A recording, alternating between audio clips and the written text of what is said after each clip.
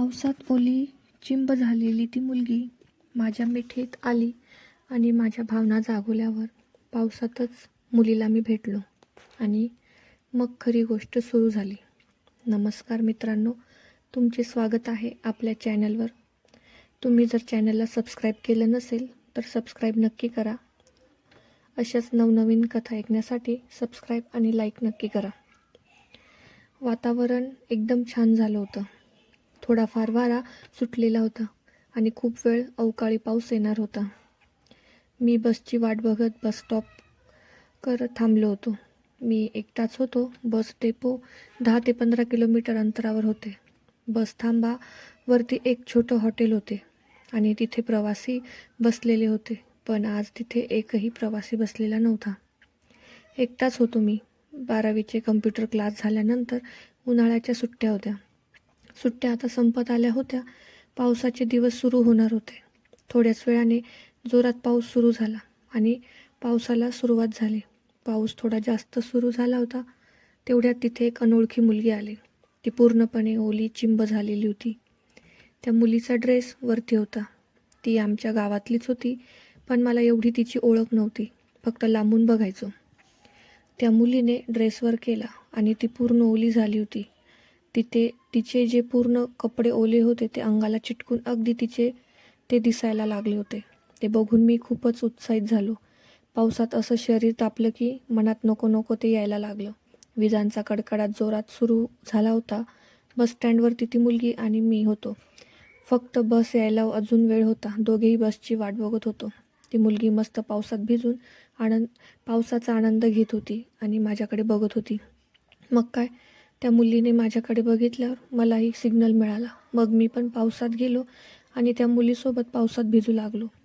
त्या मुलीला पण सिग्नल मिळाला होता की हा आता आपल्याला लाईन देतोय. मग आज विजेचा कडकडाट सुरू झाला होता असे ती मुलगी पण घाबरायला लागली. एका वेळी खूप मोठा विजेचा आवाज झाला. ती मुलगी खूप घाबरली आणि मला पटकन मिठीच मारली. त्या अनोळखी मुलीने मला जशी मिठी मारली तशी माझ्या अंगात एक सनकन गेली. ती मुलगी काय मला सोडायचं नाव घेत नव्हती आणि माझं शरीर आतूनच समसंग करायला लागले. बहुतेक ती मुलगी पण आता तापली होती. तसं थंडगार पावसात ओल्या अंगाने आम्ही दोघेही खूप गरम झालो होतो. मग तीही मुलीला घट्ट दाबून धरलं आणि तिच्या आंब्यांना स्पर्श केला. जसं मी त्यांना दाबून धरलं तसं मुलीचा श्वास बाहेर निघाला. मग काय झालं चालू. तिने मला धरलं, मी तिला धरलं, पण तितक्यात मला लांबून बस येताना दिसली. मग मी थोडं लांब झालो. मग बस आली. ती मुलगी आणि मी बसमध्ये चढलो. बसमध्ये खूप गर्दी होती. कसं बसा आम्ही बसमध्ये दोघं एका मागे चढलो आणि सगळ्यात मागे जाऊन उभे राहिलो. ती माझ्या पुढे आणि मी तिच्या मागे. एकदम गर्दी असल्यामुळे चिटकून उभं राहिलो. जसा बस खड्ड्यात जाईल तसं तिला आणि मी चिटकायचो. माझं खेळणं मुलीच्या मागे खसकन लागायचं. पण थोड्याच वेळाने मला जाणवलं की खड्ड्यात बस गेली नाही तरी पण मुलगी माझ्या खेळण्यावरती जोरात धक्का मारायची. मुलीला काय, मग मी हळूच ड्रेसच्या आतून कमरेला हात घातला. मुलीची सुस्कारी बाहेर आली. बसमध्ये संध्याकाळ असल्यामुळे खूप अंधार झाला होता. लाईटी बंद होत्या. गर्दीत जागा नसल्यामुळे खूप जण एकमेकाला चिटकून उभे होते. मग मी मुलीला हात घालून धरलं. दुसऱ्या हाताने तिच्या आंब्यांना चांगलं चोळू लागलो. मग मुलीने दोघी हाताने माझं खेळणं मागून धरलं. तसं मी आणखीनच गरम झालो. त्यांनी माझा धरला आणि जोरजोरात घुसळायला चालू केलं. असं करत आम्ही खूप आनंद घेतला. मुलीनेही खूप चांगला प्रतिसाद दिला. एवढा आनंद दिला की त्या मुलीला सोडतच नव्हतं. मुलीने पण खूप चांगला प्रतिसाद देत होती. बहुतेक तिला पण खूप मजा येत होती. जवळपास आम्ही हा खेळ अर्धा-पाऊण तास चालला होता. असं वाटत होतं की संपूच नाही. मग काय, आमच्या गावाचा स्टॉप आला. मुलीने मला इशारा केला की हा आता सोड. आम्ही बसमधून खाली उतरलो. उतरताना मुलीने माझ्याकडे पाहिलं आणि हसली आणि म्हटली, कसला भारी आहेस तू आणि तुझं खेळणं तर.